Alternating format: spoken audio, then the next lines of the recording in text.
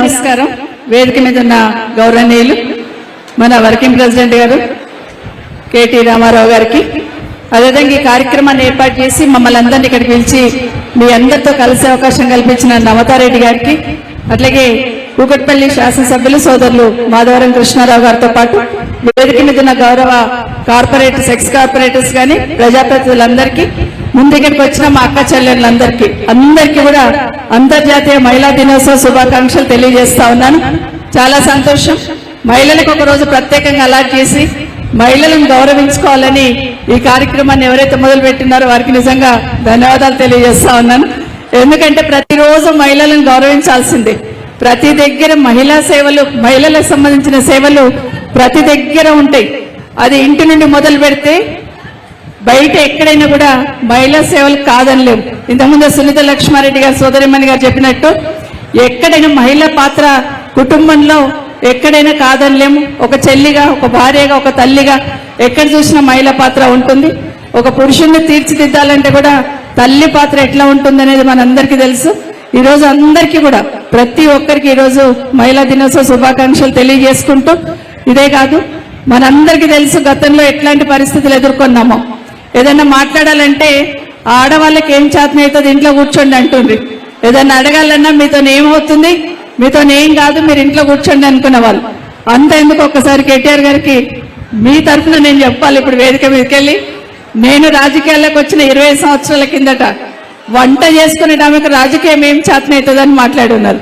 కానీ వంట చేసుకునే వాళ్ళు వంటని అంత రుచికరంగా ఉండే మహిళా సోదరిమని ఏ పదవి, ఏ బాధ్యత అప్పచెప్పినా కూడా అంతే రుచిగా వండుతుంది అనేది వాస్తవం అని ఒకసారి తెలియజేసుకుంటే, ఈరోజు వేదిక మీద ఉన్న మా అక్క చెల్లెళ్ళందరూ ఇప్పుడు సన్మానం చేసుకున్న వాళ్ళు వివిధ రంగాలలో ఉన్న వాళ్ళని సన్మానం చేసుకున్నాం. గతంలో చదివించాలనుకున్న అబ్బాయికి చదివించి అమ్మాయిలను వదిలేసేవాళ్ళు. అట్లాంటిది పరిస్థితి అంతా మారిపోయిన సందర్భం చూస్తున్నాం.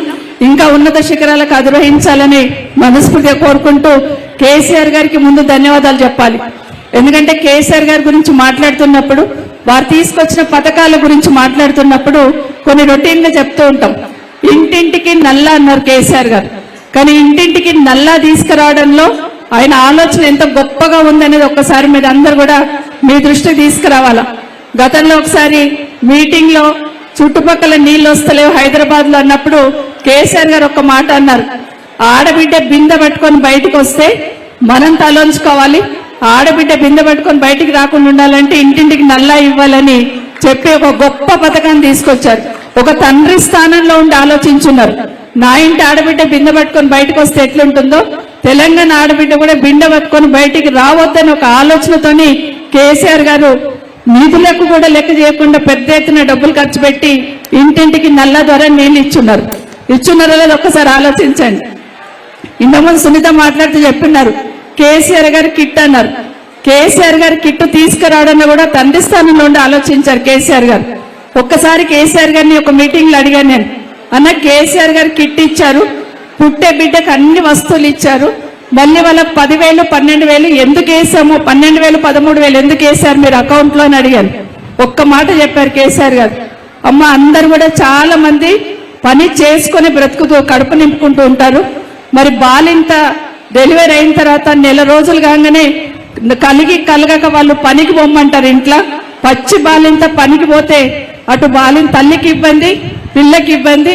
3 నెలలు ఇంట్లో ఉండాలంటే 10-12,000 వాళ్ళ అకౌంట్ లో ఉండాలని చెప్పారు. అదే కేసీఆర్ గారి ఆలోచన అని మీకు అందరికి మనవి చేస్తా ఉన్నాను. ఇట్లా చెప్తూ పోతే చాలా కార్యక్రమాలలో తెలంగాణ రాష్ట్రం వచ్చిన తర్వాతనే, కేసీఆర్ గారు వచ్చిన తర్వాతనే షీ టీమ్స్ అని ఏర్పాటు చేశారు.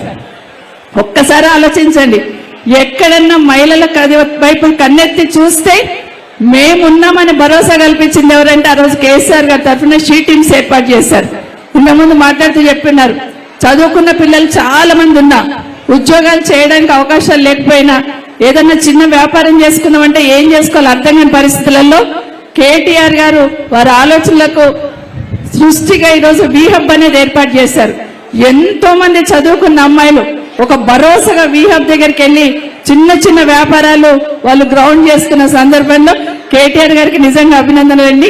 చాలా మంది పిల్లలు నా దగ్గరికి వచ్చినప్పుడు చాలా మంది చెప్పారు, అదొక మాకు ఒక భరోసా ఇచ్చింది, అక్కడ పోతే మాకు ఒక ఐడియా వస్తుంది, అక్కడ పోతే మాకు పెట్టుబడి కూడా ఎట్లా పెట్టాలో కూడా చెప్పించున్నారు.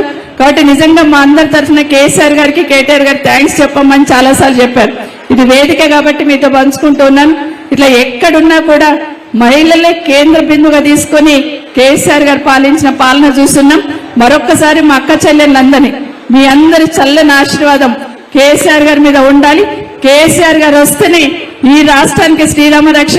మా మహిళా సోదరులందరూ కూడా శ్రీరామ రక్ష అని తెలియజేసుకుంటూ మరొకసారి మీ అందరికీ మరొకసారి శుభాకాంక్షలు తెలియజేస్తూ జై తెలంగాణ, జై కేసీఆర్.